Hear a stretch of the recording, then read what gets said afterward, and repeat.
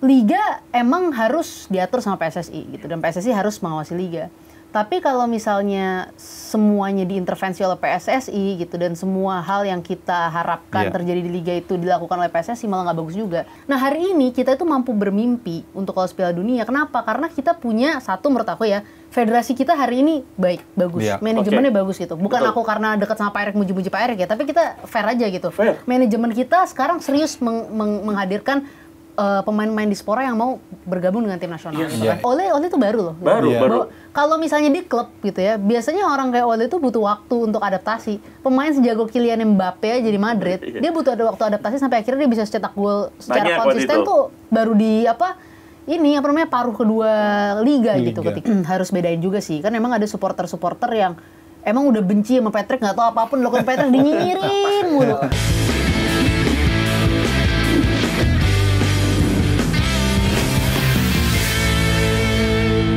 Tangan dulu buat Kak Samara Amani. Spesial banget. Sangat spesial. Ini kalau misalnya bicara sepak bola nasional, ini corong sepak bola nasional nih, Bung Benar. Jadi kalau misalnya nanya-nanya langsung ke Samara aja ya. Iya. Gimana? Apa yang mau ditanya? Iya, seru kan. Setelah Piala Presiden identik dengan klub-klub lokal, tapi kemarin baru hadir klub internasional. Setelah 7 event dalam 10 tahun, pertama kali di tahun 2025 bisa menarik klub lokal dan klub luar negeri, internasional, dan menariknya Kak, ada supporternya yang datang langsung ke Indonesia ke stadion yang ke GBK dan kemarin ke Sijala Harupat. Gimana pendapatnya Kak Samara? Ya seru sih, kan kemarin aku bantuin juga sebagai steering committee. Jadi Piala Presiden kemarin itu menarik karena ada Oxford, ada Port, yang kita tahu lah dari segi Oxford terutama ya, mereka main di Inggris gitu ya, mereka biasa menghadapi klub-klub papan atas, itu akan jadi exposure sangat bagus untuk pemain-pemain kita yang main di liga kita gitu. Jadi itu jadi hal yang sangat menarik untuk Piala Presiden sendiri, untuk liga kita sendiri, dan jangan lupa, jangan cuma melihat Oxford dan Portnya, tapi kita ada Liga All Star. Yes, betul. Yang pemain-pemainnya itu adalah hasil voting supporter. Ya, pemain terbaik Liga Indonesia. Itu juga something yang baru ya untuk Piala Presiden. Tapi jadi pertanyaan juga nih, setelah 2025 dengan bergelimang hadiah yang begitu besar, bagaimana dengan 2026? Karena Port udah nagih loh. Jangan sampai nggak diajak lagi karena mereka juara bertahan. Nah, permasalahannya, Mas Tabis benar. Saya kan panitia 2025. Nah, yang 2026 kita harus menunggu formatnya kayak gimana, siapa aja klub yang diundang, apakah modelnya nanti klub-klub lagi seperti sekarang, klub internasional, apa klub-klub Liga Indonesia, kan kita nggak tahu. Kita harus serahkan kepada PSSI dan panitia Piala Presiden nanti ditunjuk sama PSSI. Nah, yang paling penting kan sebenarnya positioning dari Piala Presiden ini sebenarnya di mana sih?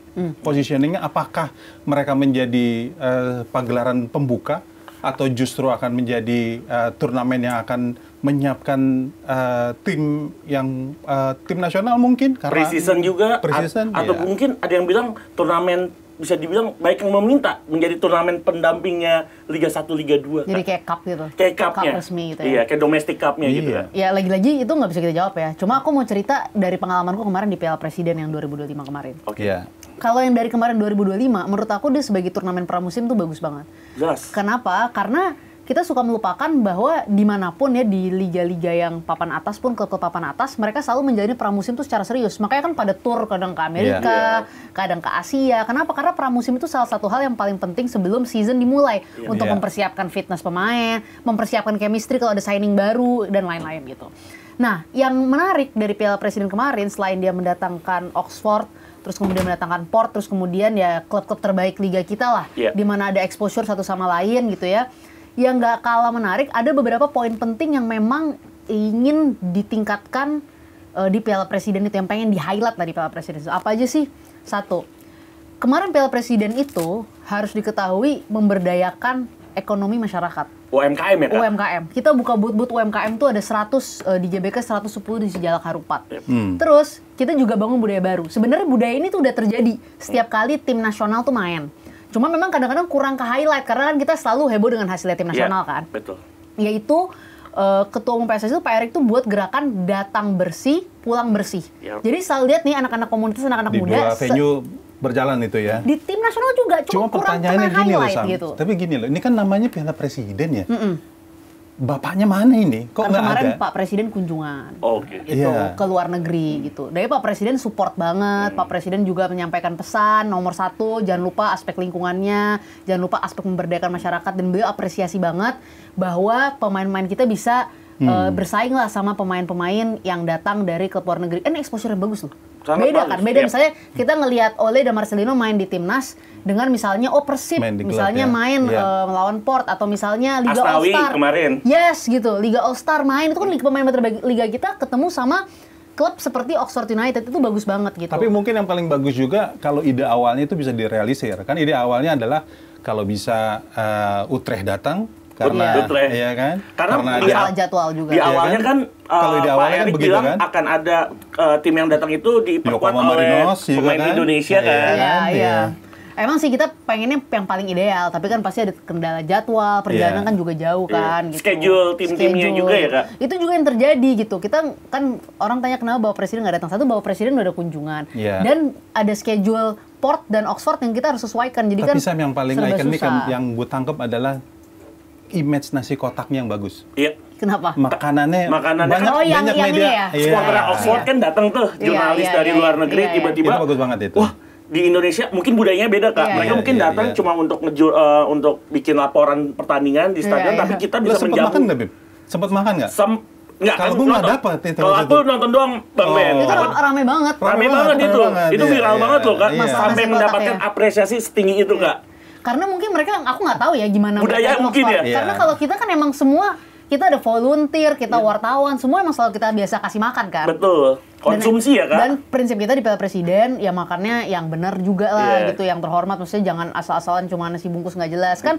Jujur aja ada proteinnya, ada karbohidratnya, ada Iya. buahnya gitu kan. Gitu. Iya, Jadi iya, iya. lucu banget ketika dia apresiasi. Buat kita, jujur aja deh, buat kita orang Indonesia itu something normal kan. Yes. Sesuatu yang normal lah. Sesuatu yang Tapi normal. ternyata buat orang luar negeri, orang Inggris Iya. secara spesifik itu tuh kayak, wah kita dihargai Hargai, banget iya. gitu. Kalau dilihat Thailand dengan 3 kompetisi domestik yang mereka lakukan, rasanya kalau melihat dengan potensi Indonesia ini yang begitu gede gitu, so ngomongin sepak bola, itu kan juga potensinya juga cukup besar ya. Kalau Betul. melihat source-nya juga. Nah tadi Samara juga bilang kan bagaimana apresiasi dari audiens sepak bola yang ada di dunia juga ngelihat event Iya. Piala Presiden kali ini. Jadi ya mungkin juga nanti ke depan harapannya kalau bisa nih akan menjadi pemicu juga gitu. Ada kompetisi-kompetisi yang juga bisa melengkapi. Betul. Selain juga turnamen itu sendiri. Ada turnamen pelengkap selain Iya. sekarang kan namanya BRI Super League atau Pegadaian Championship. Iya. Mungkin domestic cup-nya ya Iya. bisa Ya, dari mungkin, nggak tahu. cikal bakal Iya, dari bisa. Presiden Cup gitu. Karena memang Tapi intinya itu jadi sesuatu yang menarik. Dan juga gini, ya kita tahu lah bahwa pemain-pemain kita juga ada yang potensial, tapi kan Iya. juga kita punya ekspektasi. Menurut aku ya, waktu kemarin Liga All-Star lawan Oxford United, pemain-pemain Liga All-Star tuh fight banget loh Ya, untuk lawan betul. Oxford tuh. Memang Iya. ya Oxford Levelnya. jujur aja gitu, main di EFL tuh kan salah satu liga terbaik ya Iya, gitu. betul. Liga Inggris tuh bagus banget gitu, walaupun dia second division gitu. Nah, pemain kita kayak Rico dan yang lain-lain itu berusaha banget untuk nunjukin bahwa mereka itu ya bisa lah bersaing meskipun akhirnya kalah gitu. Nah, di situ itu jadi momentum yang bagus banget juga untuk audiens luar lah, Iya. para pendukung Oxford, atau mungkin ada scout di sana yang bisa ngelihat oh potensi pemain-pemain kita gitu ke depannya gitu. Kalau aku sih ngeliatnya gitu ya. kita emang Iya. harus akui bagaimana Iya. Piala Asia nggak mungkin kita nggak pakai Iya dong. pemain-pemain muda yang berkualitas, Kak. Kalau bicara contoh sekarang ada Elite Pro Academy. Iya makanya. Iya. Elite Pro Academy sebenarnya tuh udah bagus banget, Kak. Saya sebagai pengamat Oh, melihat kirain sebagai jebolan dari Elite Pro Academy. Oh, saya cuma Danone Cup, Danone Cup. Dulu ada Danone Cup. Ada Liga Kamina sama Danone Cup. Elite Pro Iya, Academy iya. ada bagus banget kehadirannya. Mungkin ini sih keresahan dari semuanya adalah format kompetisinya, Kak, karena belum dibuat secara maksimal gitu, belum satu full kompetisi gitu. Jadi kalau aku ngelihatnya ya semua itu pasti dilakukan secara bertahap dan berjenjang gitu. Iya. Jadi aku percaya bahwa nanti pada masa yang tepat setelah udah dievaluasi pasti akan ada improvement dari situ. Tapi kan sekarang kayak contoh di liga, udah ada aturan dari PSSI mewajibkan pemain U23 tuh harus main minimal 40 menit gitu. Betul. Iya. Nah, itu semua itu kan bagian dari afirmasi-afirmasi kepada pemain-pemain Iya. muda ini gitu. Cuma memang kita tuh kan kadang mau semuanya cepat langsung Iya. kan.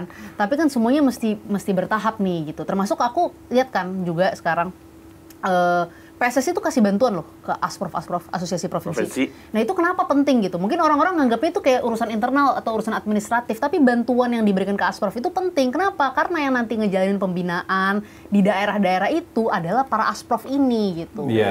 Semua itu sebenarnya dilakukan, tapi memang pasti ada fase-fasenya, ada jenjang-jenjangnya. Karena sekarang juga memang mayoritas masyarakat kita pun kurang ngeliatin yang urusan-urusan organisasi kayak gini, malah lebih juga banyak fokus kan ke tim nasional, which is yang nggak bisa disalahin loh. Iya, karena yang paling seksi emang ngomongin tim nasional. Sekarang muaranya di tim nasional. Tapi tadi Samara udah bilang loh, gimana tentang soal pembinaan, terus juga ada regulasi, itu kan sebenarnya hasil dari RUPS ya kan, yang sudah mensyaratkan mendaftarkan 5 pemain U23 dan memainkan 45 menit. Iya, itu kan ya terlepas dari apapun itu juga cuma pertanyaannya gini loh Sam.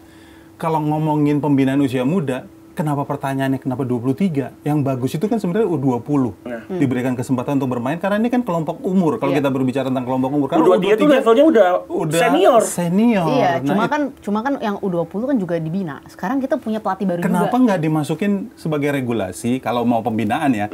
Dimasukkan sebagai regulasi U20 harus main nih. Cuma memang juga tetap pemain-pemain ini kan juga banyak yang mesti ya butuh waktu lah. Jadi memang kalau misalnya yang U23 kan lebih banyak, kan juga kita harus fair bahwa ya klub-klub ketika mereka memainkan pemain, mereka bukan hanya bicara pembinaan, at the end of the day mereka juga mau menang kan. Betul. Gitu. Jadi aspek itu menurut aku juga harus dipikirkan gitu ya. Ini bukan berarti PSSI mikir gini, cuman ini aku mikir dengan logika aku aja ya gitu. U23 gitu ya, itu kan ada rentang waktu ya dari usia 22, 21, 20 yang mereka secara kualitas permainan harusnya udah lebih mature dibanding yang anak-anak 17, 18 tahun gitu kan. Memang ada anak-anak yang 17, 18 tahun yang memang sudah jauh lebih mature gitu. Karena talentanya ada, mereka kemarin mungkin ada Marceng beberapa contoh Marceng. Atau menurut aku Goli juga gitu kan. Goli oke gitu. Tapi kan banyak dari mereka pun yang harus ketika mereka itu breakthrough, yaitu harus dikasih kesempatan dan kesabaran dulu.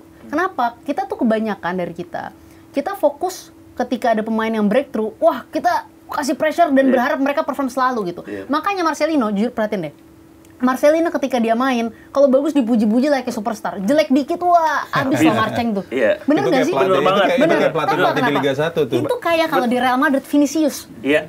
Vinicius, Junior, kalau udah jago semua fans Madrid muji. Begitu jelek dikit, wah dihancurin. Nah, banyak pemain-pemain yang seperti itu. Kalau mereka mentalnya kuat semua sih nggak masalah, tapi kita harus tahu ini mereka juga anak-anak dan mereka manusia gitu. Nah mereka harus menjalani proses psikologis itu untuk betul-betul siap, dan kita tahu lah dalam pembinaan, namanya pembinaan itu kan nggak linier, kadang top, nanti kadang-kadang ada waktunya mundur, nanti cuma kadang peak lagi gitu. Ngelihatnya tuh terlalu masif loh, Samara loh. Perubahan-perubahan yang terjadi ini kan sebenarnya kalau soal pembinaan itu juga berhubungan dengan akses untuk pemain-pemain asing bermain di kompetisi kan. Ini kan ada perubahan yang cepat nih hitungannya nih. Waktu pertama kali Liga Indonesia diperkenalkan itu kan sempat 3+1. Kemudian di 2017 sampai 2024 itu 6+2.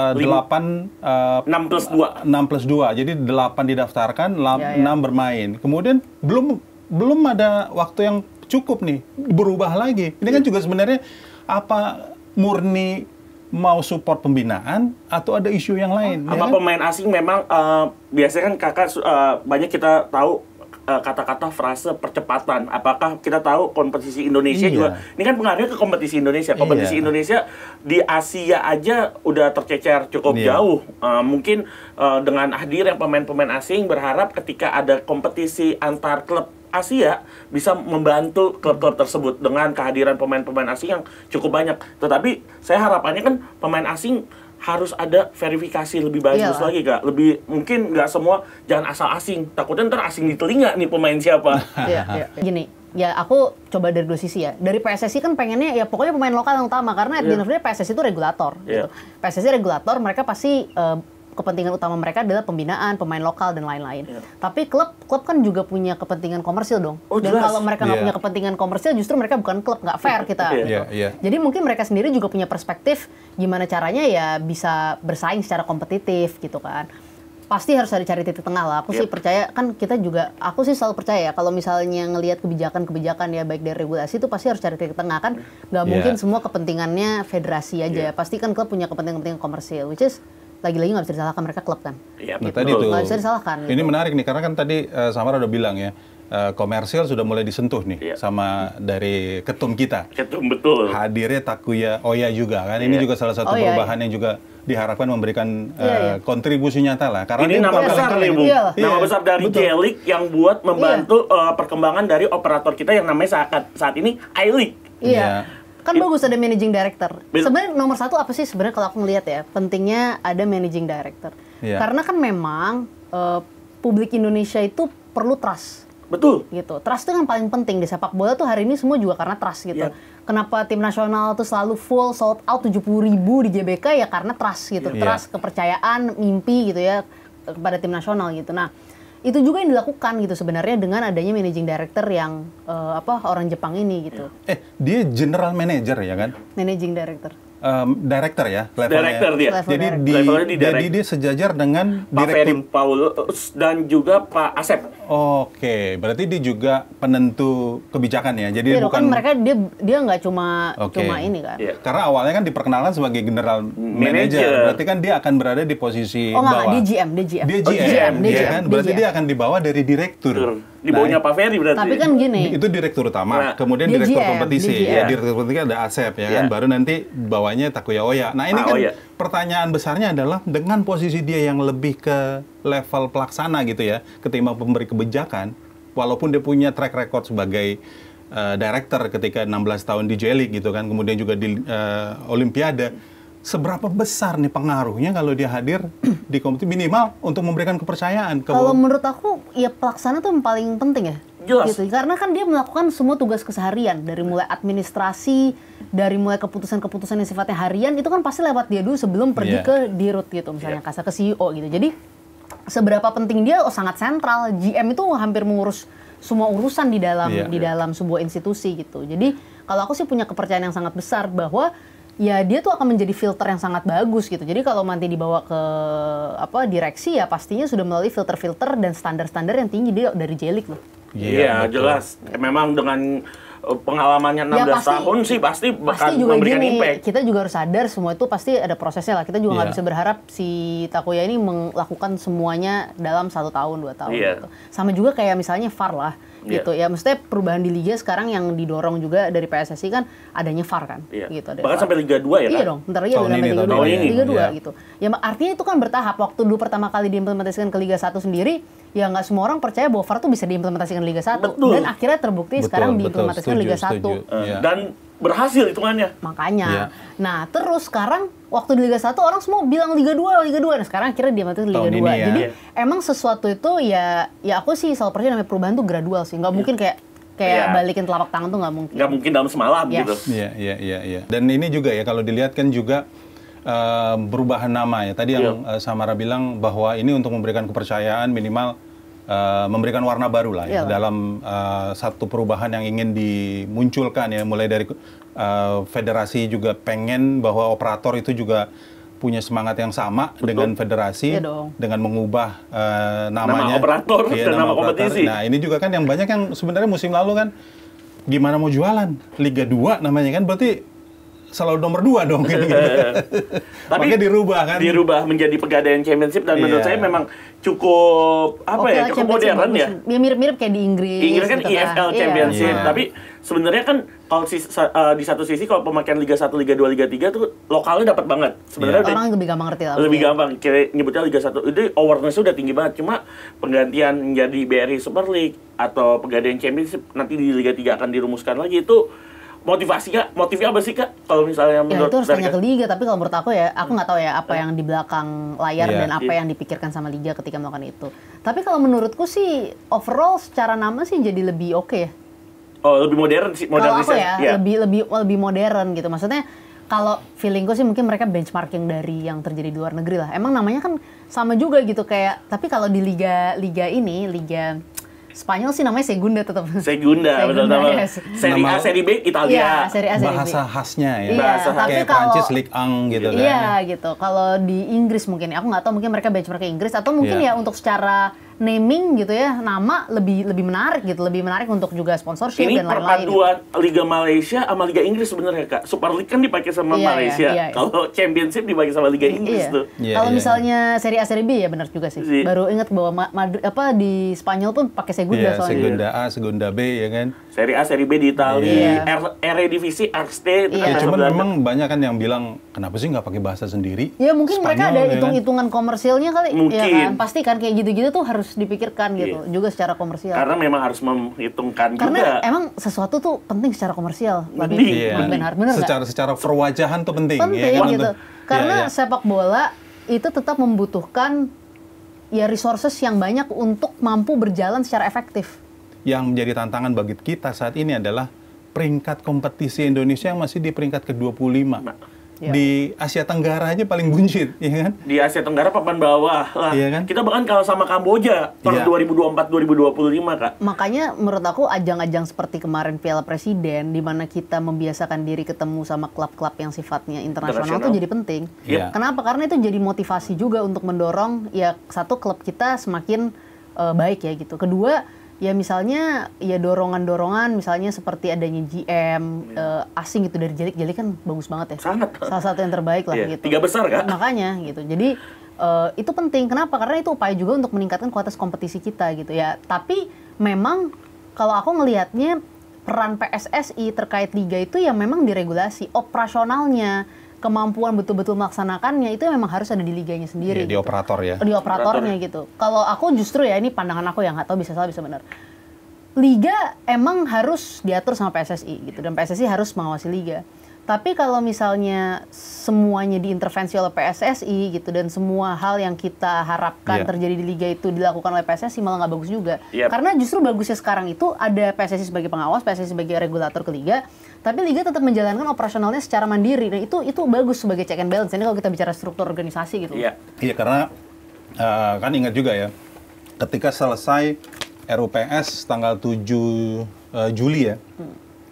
Itu padahal ada ketum PSSI waktu itu menyatakan bahwa direktur liga menetapkan bahwa 11 pemain asing didaftarkan, 8 yang bermain. Tapi dalam pergerakannya 7 ya. Ternyata ada surat kemudian yang diusulkan sama federasi untuk ada revisi gitu kan. Jadi ya sebenarnya sih ya bagus-bagus aja. Cuman pertanyaannya adalah ketika dinamika itu terjadi di RUPS, kenapa nggak dituntaskan di sana gitu kan? Ini yang membuat pertanyaan besar. Gimana dengan klub-klub yang udah kontrak 11 pemain atau bahkan 10 pemain?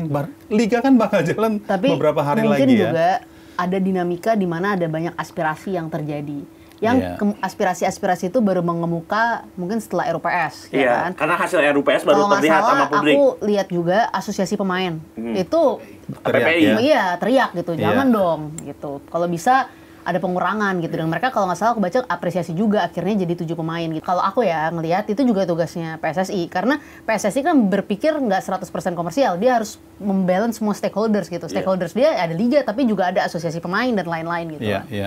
Ya kalau ngomongin ekosistem memang seperti itu ya, karena kalau dilihat perubahan besar memang udah dilakukan dari era kepemimpinan saat ini kan. Cuman memang lagi-lagi PR kan masih banyak ya.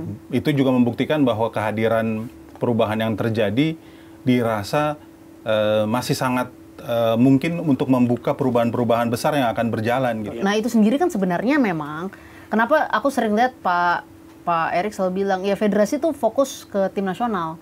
Kenapa? Karena ya memang udah ada operator yang menjalankan kompetisi gitu. Sehingga ya emang harus operator itu yang menjalankan. Kalau kayak misalnya kasus tadi kuota pemain asing, ya misalnya disuratin kalau bisa jadi 7 pemain gitu kan. Itu tugasnya PSSI. Tapi nggak mungkin PSSI megangin liga harus begini-begini, itu menurut aku juga jadi nggak sehat gitu kan. Nah, timnas kelompok umur ini jadi penting banget. Kenapa? Karena inilah yang nantinya akan menjadi bibit-bibit kita ke depannya dari mulai U17, U20, terus kemudian U23, U22 atau U23. Iya, U22 atau U23 lah. Terus kemudian ya timnas senior gitu. Ini kan jadi penting banget. Dan inilah yang juga harus jadi apa ya? Jadi tempat di mana kita menaruh perhatian gitu. Kayak U17 kita terlepas kemarin kalah sama Korea Utara, hebat lolos Piala Dunia loh. Kemarin via kualifikasi. Via kualifikasi. Kalau kemarin kan karena kita tuan rumah. Yang ini kita membuktikan kita bisa lolos Piala Dunia. Kemudian Kalau ingat tahun 2024, hampir semua timnas kelompok umur kita lolos Piala Asia untuk pertama kalinya. Kita hampir lolos Olimpiade. Bener, itu playoff. Dan itu juga karena kita harus kehilangan beberapa pemain gitu ya. Bukannya mau kepedean ya, tapi kita harus sadar bahwa kita sudah on the right track gitu. Mana pernah gitu kemarin kita menang lawan Saudi, menang lawan Bahrain, menang lawan Cina gitu. Memang kita juga berharap, wah kita bayangin ya, jujur aja kalau kita mau jujur, kita bahkan pas pada saat kita nonton tim nasional lawan Australia, kita tuh punya keinginan bisa mengalahkan Australia. Ada optimisme. Ada bahkan orang-orang yakin kita bisa menang lawan Australia. Padahal kita harus ada ranking Australia berapa, Labib? 26. Gitu loh. Jadi kita waktu itu masih 120 sekian, sebelum sekarang 118. Nah, sebenarnya yang mau aku sampaikan adalah gini. Kita itu sekarang punya kemampuan untuk bermimpi. Yes, optimisme. Merealisasikan mimpi ya. Enggak, bermimpi aja dulu, jujur aja nih. Dulu mimpi kita itu, paling juara AFF, bener nggak? Betul. Kalau nggak juara AFF, kita misu-misu nih, kita bicara tahun-tahun sebelumnya lah, tahun-tahun 2010, 2011, 2012 dan selanjutnya kita tuh bermimpi juara AFF. Bener kan? Betul.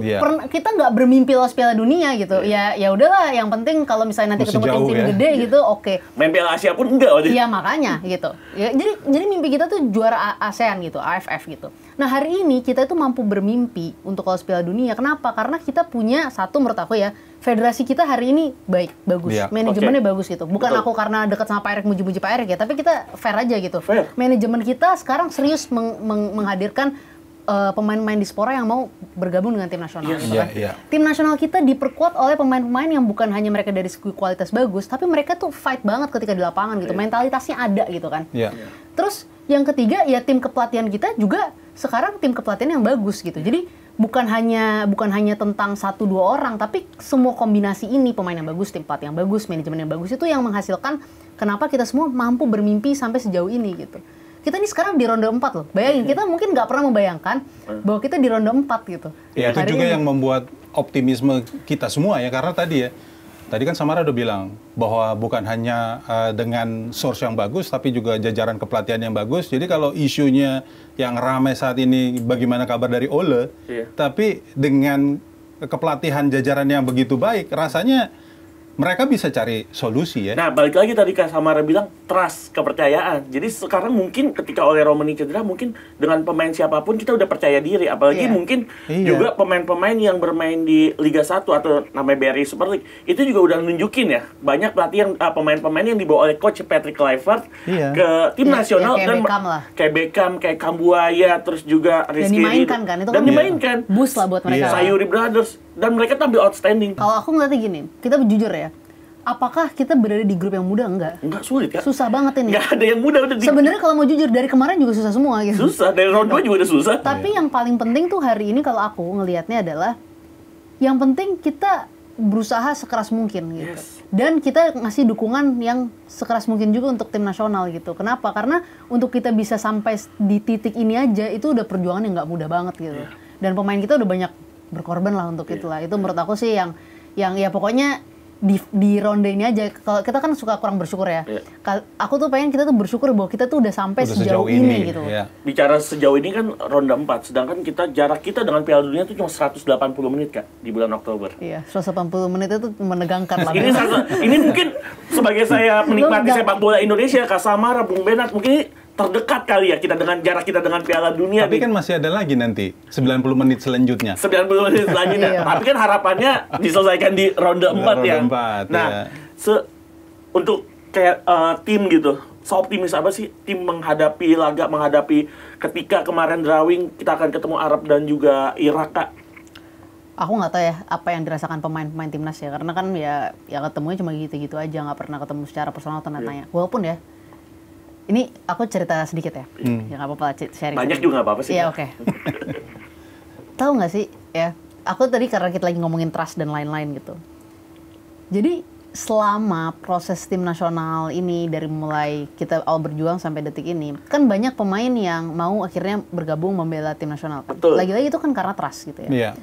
Ya itulah yang menurut aku membedakan dan membuat kepemimpinan hari ini kuat, karena ada trust terhadap PSSI hari ini. Pak Erick itu sering nge-WhatsApp-in pemain kita satu-satu. Personal touch ya? langsung? Personal. Personal. Personal. Menarik banget nih, Kak. Jadi makanya yang harus orang-orang ketahui, Pak Erik kalau sebelum pertandingan besar, setelah pertandingan besar, ini nggak peduli kalah, menang, seri, Pak Erik pasti WhatsAppin mereka, kasih motivasi, nanyain kabar mereka, gimana perasaannya dan lain-lain. Jadi beliau sama pemain itu personal, one on one, hubungannya personal banget.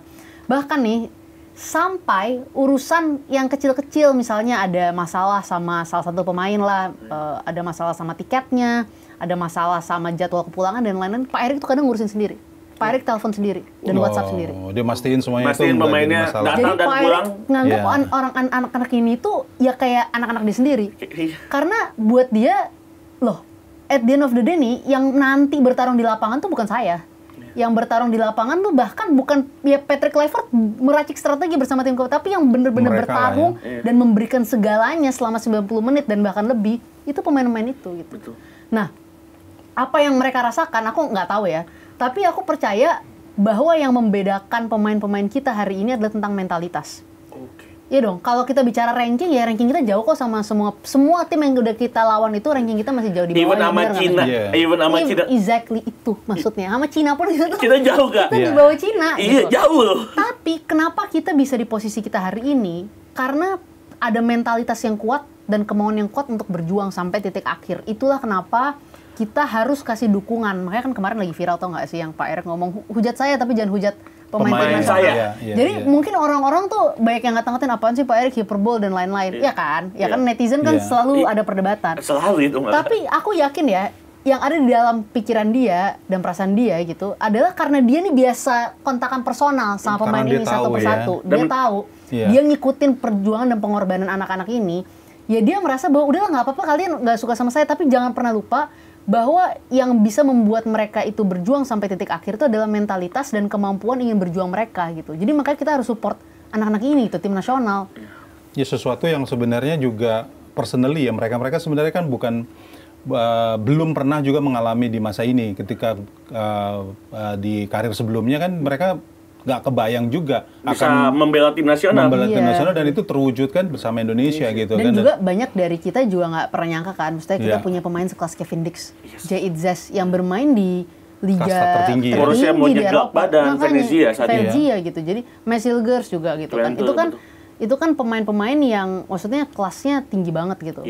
Ya untuk kenapa mereka bisa bermain sama kita kembali lagi karena kepercayaan gitu.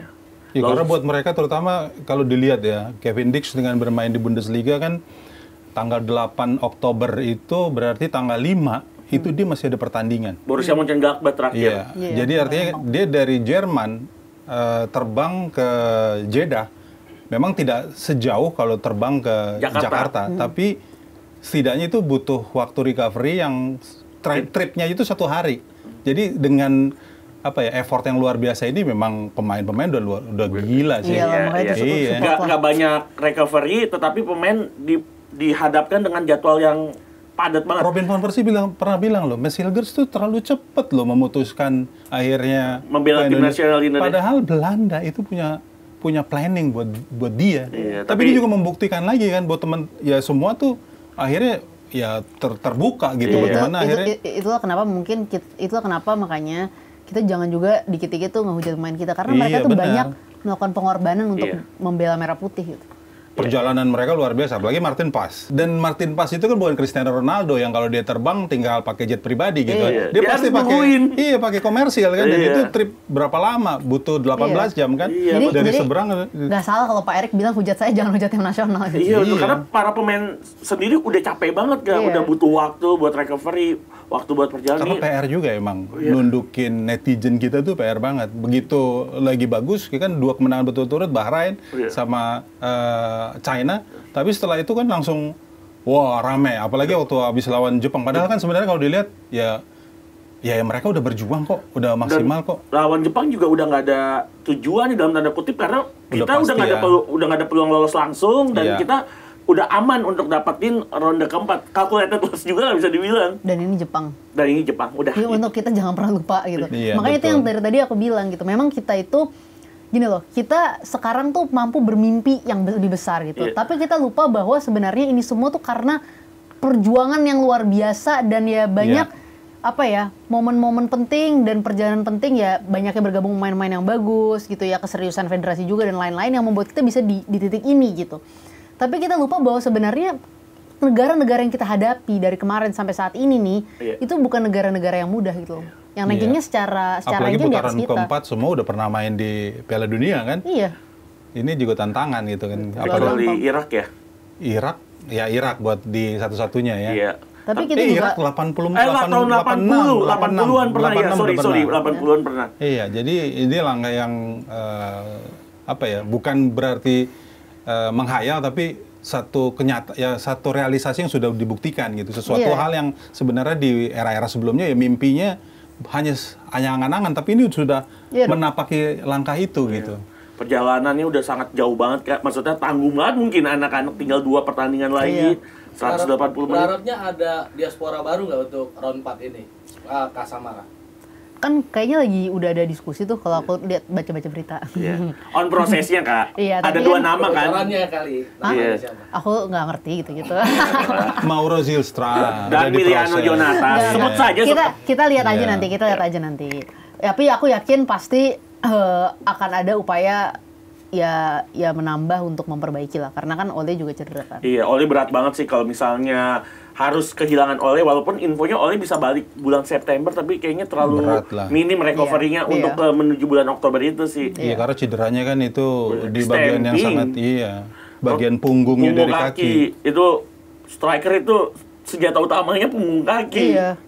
Tapi ya memang itu ya udahlah, itu it's part of football the game ya, it's part of football. Banyak juga pemain-pemain yang memang cedera ketika preseason gitu. Bagus yang pemain-pemain tersebut berkualitas, memang standar naik juga memberikan motivasi. Contohnya kan ketika Ole datang ada sosok Ramadan Sananta, akhirnya membuat Ramadan Sananta di musim depan bermain di luar negeri. Itu mungkin menjadi motivasi. Kalau menurut saya, kalau Ramadan Sananta berpikir kalau saya harus bermain di liga domestik, lama-lama saya akan kalah saing, tapi saya harus bermain di luar negeri. Akhirnya dia memutuskan bermain di Liga Super Malaysia, dan itu menurut saya satu hal yang positif, bisa tidak hanya memberikan kualitas untuk tim nasional Indonesia, tapi juga semuanya memberikan rasa kompetitif di dalam tim sih. Dan juga sebenarnya ya dengan situasi hari ini gitu ya, kita punya banyak pemain yang juga kombinasi pemain diaspora, pemain lokal yang bagus. Makanya kemarin seperti yang tadi Labib bilang gitu kan, kita bisa lihat Beckham yang perform sangat baik di Liga musim lalu, dapat kesempatan, Kambuaya, Sayuri gitu. Jadi itu justru bagus gitu, karena satu, selain ya memang tim nasional itu harus berada dari berbagai macam unsur ya, tapi ya itu menunjukkan bahwa kalau kalian perform pun di Liga Indonesia gitu ya, tim kepelatihan kita lihat dan nanti bisa main gitu. Nggak tutup mata ya gitu. Dan aku senangnya apa? Kemarin tuh ketika kita lawan Bahrain gitu ya, kita melihat kombinasi yang chemistry yang bagus banget gitu antara pemain kita yang lokal yang tumbuh di Liga Indonesia dan pemain diaspora gitu ya, memang di hasil binaan di akademi di sana gitu. Jadi ternyata bisa kok gitu. Ternyata nggak ada isu kok. Ada desakan juga terkait Patrick Kluivert, kalau dia nggak bisa lolos Piala Dunia, dia harus dipecat. Itu memang politis atau memang fairnya seperti itu menurut Samara? Kalau menurut aku sih gini ya, Piala Dunia itu memang harapan kita semua gitu. Tapi memberikan beban bahwa Patrick Kluivert harus lolos Piala Dunia, kalau enggak dia jelek, itu juga nggak fair. Karena kenapa? Negara-negara yang kita hadapin juga bukan negara-negara yang mudah gitu. Dan kita juga harus fair. Ya Indonesia ini tim kita juga baru terbentuk gitu. Kan kita ada beberapa taman pemain kayak ada Ole itu baru loh. Baru. Kalau misalnya di klub gitu ya, biasanya orang kayak Ole itu butuh waktu untuk adaptasi. Pemain sejago Kylian Mbappe aja di Madrid, dia butuh ada waktu adaptasi sampai akhirnya dia bisa cetak gol secara konsisten tuh baru di paruh kedua liga gitu ketika itu. Jadi ini tim yang baru diracik, dan mereka juga kalau klub masih training hampir setiap hari. Ini mereka hanya ketemu sekali-sekali dari berbagai macam negara, dari Eropa, dari Amerika gitu ya. Terus kemudian harus gimana cara mengimplementasikan sistem itu, memang itu semua butuh waktu. Jadi nggak fair kalau misalnya Patrick itu dianggap jelek hanya karena pokoknya Piala Dunia atau nggak lolos Piala Dunia. Tapi ya lagi kembali sih, kalau aku ngelihat waktu kayak laga versus Cina, hal-hal kecil seperti dia mampu mengkombinasikan berbagai pemain kita itu harus kita apresiasi, bahwa semua pemain hari ini sadar bahwa kalau kita perform nih di klub kita, baik kita main di Eropa, di Amerika ataupun di Bandung, di Banten, kita punya kesempatan untuk main gitu.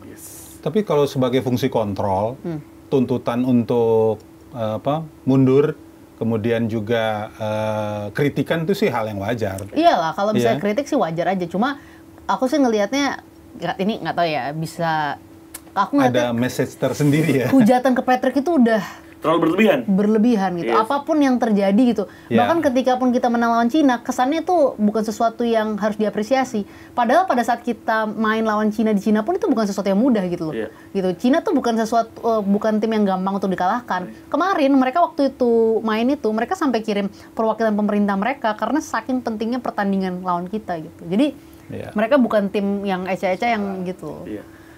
Dari ranking FIFA juga udah terlihat. Iya. Mereka serius. Dibilangnya kan Cina lawan yang paling masuk akal untuk kita kalahkan. Padahal kalau kita lihat secara kualitas yang dimiliki Cina, prestasinya Cina, jarak ranking FIFA-nya kita udah jauh sama Cina saat kadang itu. Gini juga sih, Bib. Orang ngelihat tuh, karena kan sebelum lawan kita tandang ke China ya, kan mereka 3 kali kalah sebelum pertandingan itu. Jadi ekspektasinya itu tinggi saat itu. Iya, padahal lupa. 2002 dia udah main di Piala Dunia sama Coach Boram itu. Iya, jadi ya itu dia tadi. Itu satu kondisi yang memang ya kita sih semua belajar ya dengan kondisi ini. Publik juga kita harus bisa lihat dari sisi yang positif. Bagaimanapun juga kan supporter itu walaupun dia mengkritik keras, tapi dia nggak pernah mengosongkan tribun. Dia selalu memberikan support. Jadi kalaupun ada kritikan untuk ancaman Patrick itu dihentikan kontraknya, itu juga sebenarnya kan ya wake up call lah. Mungkin juga over berlebihan itu juga memang tidak baik. Tapi kalau sejauh ini memberikan fungsi tekanan untuk bisa mewujudkan mimpi, itu kan sebenarnya ini mimpi bersama nih yang digendong. Kalau menurut aku, kalau misalnya mempressure untuk supaya ya kita positif, bisa perform lebih bagus, nggak ada masalah. Dan juga menurut aku kita juga harus bedain juga sih, kan emang ada supporter yang emang udah benci sama Patrick, nggak tahu apapun dilakukan Patrick, dinyinyirin mulu. Tapi aku juga nggak mau kita generalisasi semua supporter Indonesia. Karena waktu kemarin menang lawan Cina, aku lihat kok Ultras tuh apresiasi Patrick gitu, kayak coach, thank you gitu. Jadi memang supporter kita itu ya mereka keras, tapi mereka juga sebenarnya sayang sama timnas, dan aku yakin mereka juga sayang sama tim kepelatihan Indonesia kok. Iya, karena itu satu hal yang juga Patrick sendiri bilang kan, tidak pernah melihat fanatismenya yang luar biasa gitu. Nah itu kan mesti energi itu kan harus diarahin gitu kan, bahwa ini energi positif. Terus juga mungkin karena Patrick juga kan baru belajar nih culture yang ada di Indonesia. Culture itu mulai dari cara berbahasanya, culture sepak bolanya gitu kan, bahwa memang pendukung Indonesia itu bukan hanya die hard, tapi juga berani kemana aja. Labib aja sampai Osaka. Ini bahkan bercandaan aku ya. Jadi Patrick itu kan orang Eropa ya. Orang Eropa itu suka dengan sarkasme. Jadi kalau misalnya ada keputusan yang tidak menyenangkan, ada hal yang nggak menyenangkan, dia suka merespon itu dengan ketawa sarkas.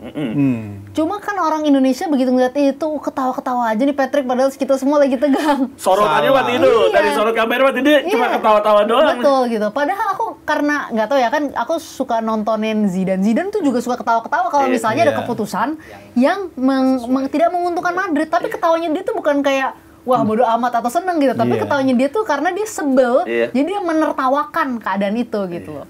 Tapi apa itu respon positifnya dari dia daripada saya berlebihan, responnya marah-marah saya. Iya kan, karena kan gitu kan pelatih gaya Eropa kan harus agak tenang gitu, menjaga coolnya, jangan sampai kehilangan coolnya gitu loh. Tapi ya itu tadi yang dibilang Mas Benhart, bahwa ya perlu ada adaptasi sama culture gitu. Masyarakat kita kan juga perlu memahami culture itu, tapi ya wajar lah, namanya juga beda kultur. Tapi kan memang dengan cara belajar kultur, terus saya juga lihat beberapa kali Coach Patrick dan juga coaching staffnya datang ke stadion-stadion di Liga Indonesia di Liga 1. Kebanyakan sih Liga 1 musim lalu, dan memang akhirnya hasilnya kelihatan ya. Hasilnya kelihatan, dia mau memanggil pemain-pemain yang main di Liga domestik dan memainkannya. Dan tepat guna pemain-pemain tersebut. Poin lah. Itu kemarin waktu Coach Patrick datang ke sini juga, itu kan dia nonton juga kan AFF U23. Ya aku nggak tahu ya dia ngapain, tapi dia nyatet-nyatetin ya. Kita nggak tahu kan, berarti kan dia punya keseriusan juga nih ngelihat pemain-pemain kita di luar pemain yang dia udah punya gitu. Karena Kak Samara ini selalu kayaknya nempel banget sama Pak Erik. Ada janji-janji Pak Erik ini sebelum saat mencalonkan ketua PSSI, kita minta penilaian dari Kak Samara. Berapa? Oke. Penilaiannya dari per poin janji-janji Pak Sepak Erick. bola Indonesia bersih dan berprestasi, iyalah. Berapa nilainya? Ya 9. Per 10.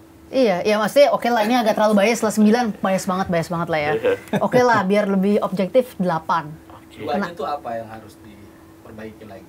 Lo butuh waktu duanya. Kenapa? Karena ya U17 kita berhasil lolos Piala Dunia, tapi ya mungkin bisa lebih baik kemarin gitu kan, lawan Korea Utara tiba-tiba kayaknya kaget ya wajar, nggak masalah. Tapi kita bisa sampai lolos Piala Dunia aja udah hebat gitu. Betul. Terus kemudian juga U20 mungkin kemarin bisa lebih baik, tapi lolos juga Piala Asia gitu kan. Nah, ya mungkin kita harusnya bisa lolos Olimpiade gitu, tapi pengennya belum bisa gitu. Nah, ya beberapa hal-hal itu ya butuh waktu sih. Tapi apakah sekarang udah lebih bersih dan lebih berprestasi? Ya jelas lah, kita lolos Piala Asia, lolos Piala Dunia untuk U17, U20 lolos Piala Asia, timnas senior kita sudah di ronde 4. Ini baru bicara timnas di level sepak bola ya. Belum lagi kalau kita bicara ke cabang-cabangnya. Kita juara Women's Championship AFF, ya kan? Kemudian juga kita juara AFF Futsal kemarin gitu. Jadi dari segi prestasi sih banyak gitu. Tapi kalau kita bicara satu persatu kayak gitu, yang paling penting kan kenapa itu bisa terjadi ya karena bukan karena aku dekat sama Pak Erick ya. Ya Pak Erick nggak punya kepentingan selain memang 100% ini mau diskorin satu-satu gitu. apa? Oh satu-satu Sam. Jadi itu satu ya. Nomor dua. Ya iya, ini menurut aku sudah makin baik lah. Mungkin 7. Ya kan? Kenapa? Karena kepemimpinan wasit udah ada, komite wasit sekarang sudah ada Ogawa gitu kan. Mr. Pratap. Mr. Pratap itu yang dimana dia bisa melihat bagaimana performa wasit kita, VAR yang diimplementasikan. Kak, paling tambahannya ini aja Kak, mungkin Liga 1 atau Liga 2 beberapa laga big match pakai wasit asing lagi tuh cukup ini ya, impact ya, bagus impact-nya. Itu kemarin kita juga coba di Piala Presiden sih. Nah, bagus sih. Nih, kesejahteraan wasit sekarang udah di yayasan bakti, di mana ada asuransi gitu buat para pemain, buat para wasit. Jadi ya ini sebenarnya yang kurangnya dari sini adalah ya karena memang proses untuk ya memperbaiki wasit itu nggak bisa semuanya selesai dengan cepat. Mungkin harus rata kali ya. Iya, jadi nggak cuma Liga 1 tapi juga kesejahteraan wasit-wasit di bawahnya gitu kan. Kadang kan Liga Nusantara masih ada tuh. Ya kan olahraga non sepak bola yang terjadi di tengah lapangan gitu kan. Olahraga tambahan. Lanjut. Perbaiki komentar supporter menurut aku bagus lah. Ini aku bias ya, tapi aku akan jelasin kenapa gitu. Anggap aku kasih 88 dari 888 nih dulu. Nggak jadi 78 karena aku baru ingat bahwa kita pun juga udah buat yayasan bakti untuk kesejahteraan wasit gitu. By the way, cerita sedikit ya. Dulu Pak Erick pertama kali kepilih dari ketum PSSI, hal pertama yang dia lakukan adalah dia mau cari wasit Liga 2 loh. Namanya Pak Rohani. Dia samperin ke rumahnya. Gimana dia itu susah dan sebagai wasit itu hidupnya nggak sejahtera. Itu yang akhirnya mendorong dia buat yayasan bakti untuk kesejahteraan wasit. Yang ketiga, perbedaan antar supporter. Aku pikir hubungan sama supporter bagus. Kalau misalnya ada yang kritik keras, nyebelin semua segala macam, justru itu menunjukkan bahwa hubungan Pak Erick sama supporter bagus. Karena di era beliau tetap aja semua orang bisa hantam-hantaman. Skornya berapa skornya? 8, aku kasih 8. Oh 8. Berarti duanya mungkin suatu saat ada away kali ya, boleh away lah. Ya karena memang itu masih menjadi catatan. Tapi nggak bisa 100% disalahkan. Kenapa? Karena kan kita juga mau ya, karena masih dipantau sama FIFA kan. Satu kesalahan aja. Walaupun harapan dari supporter bisa saling mengunjungi bahasanya. Jangan sampai juga ada kejadian-kejadian yang nggak enak gitu. Betul. Karena ya gesekan-gesekan antar supporter masih terjadi, kita fair dong. Bener kan? Bener kan? Ya kan? Ya udah. Nah, terus aku lihat sekarang setiap kali tim nasional main, La Grande selalu memenuhi. Terus kemudian Ultras penuh. Sekarang ada Red and White Nusantara. Jadi komunitas-komunitas supporter tuh makin hidup gitu. Terus perbaiki Liga 1, Liga 2, Liga 3 ini gimana nih?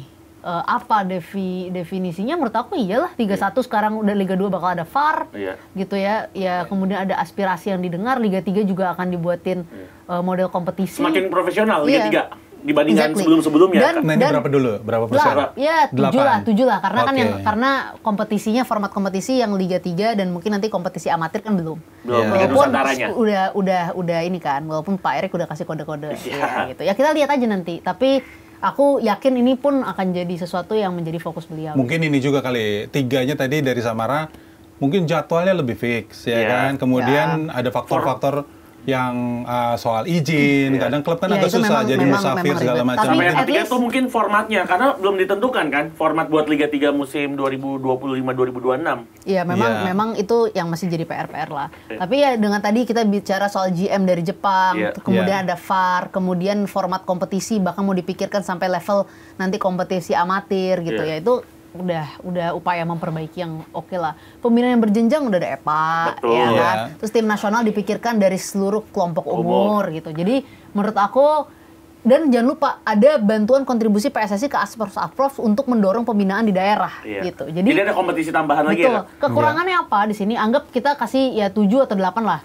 8 boleh, Kak? 8 boleh. Kenapa kekurangannya duanya di sini? Ya karena memang pembinaan ini belum bisa 100% ya karena butuh waktu. Nggak mungkin ini selesai dengan cepat. Gitu. Nggak bisa selesai dengan cepat, dan format kompetisinya nanti akan kalau udah jelas akan lebih jelas nih. Nanti kan ada format kompetisi yang jelas nih untuk yang amatir. Ini akan membantu pembinaan yang berjenjang juga lebih bagus. Fasilitas latihan untuk timnas Indonesia, iyalah kita sekarang punya training center di IKN. Iya. Ya Itu kan? kapan sih, Kak, dipakainya, Kak? Udah beres, ini kan hanya tunggu Kita harus nengok nih, kita harus lihat nih. Kayaknya kita harus berangkat deh, Kak. Bagus banget loh. Iya, kayak kita harus berangkat untuk melihat langsung. Melihat Iya, langsung bagus para banget. pemain timnas latihan langsung di sana. Iya, itu mau dipakai juga untuk kelompok umur. Dan itu emang dari FIFA Forward. Jadi emang sesuai standar FIFA. Ini nunggu FIFA aja kita. Iya, kalau saya lihat fasilitas infrastrukturnya yang waktu itu pernah di-share sama Pak Erik yang beberapa kali Bagus, pertemuan, itu bagus banget. Makanya Dari saya kualitas lapangan, lapangannya, dormnya, dan gymnya. kuantiti banyaknya lapangan saat itu juga berapa ya? 8 ya kalau Iya, tidak. bagus. Makanya saya nggak sabar banget untuk melihat timnas Mungkin Komputer PR-nya adalah sama trip Sinteyong. ke sananya kali ya. Kesananya, Iya jarak mungkin, Kak. Iya, karena kan Iya. butuh akses juga dari pemain-pemain yang ya pasti akan effort lagi gitu Iya, ya. bahkan- Meskipun TC di situ tuh bagusnya adalah jadi konsentrasi untuk latihan. Iya. Jauh dari mana-mana itu. Iya. Terakhir, Dan terakhir mau promosi, ya jelas lah Pak Erik itu pertama kali beliau kepilih jadi ketua umum PSSI, hal pertama yang dilakukan adalah membuat roadmap. Gitu ya kan. Jadi jelas nih apa sih yang mau dilakukan PSSI, dan roadmap itu beliau presentasikan ke Presiden FIFA gitu. Nah, roadmap itu sekarang ya masih satu persatu. Kenapa? Karena ya sekarang ada tim nasional, ada pembinaan dan lain sebagainya. Tapi tim nasional hari ini memang punya momentum yang sangat besar yang belum tentu terjadi lagi. Itu kenapa ada fokus yang sangat besar ke situ. Dan nggak salah emang federasi biasanya fokus ke tim nasional sih. Pasti. Mas Bernhard gitu. iya. Jadi berapa tadi? itu poinnya? kalau aku kasih itu 9. 9. Satunya karena memang belum terlaksana. Kenapa? Karena On proses, Kak. Programnya kalau dulu punya program jelas, memang punya program jelas dari awal, beliau tahu apa yang mau dilakukan. Sebentar deh. Gue ada telepon dari Jens nih mengajak main padel. Thank you ya, Sam ya. Oh, iya. Thank you. Padel banget nih. Anak sekarang banget tuh.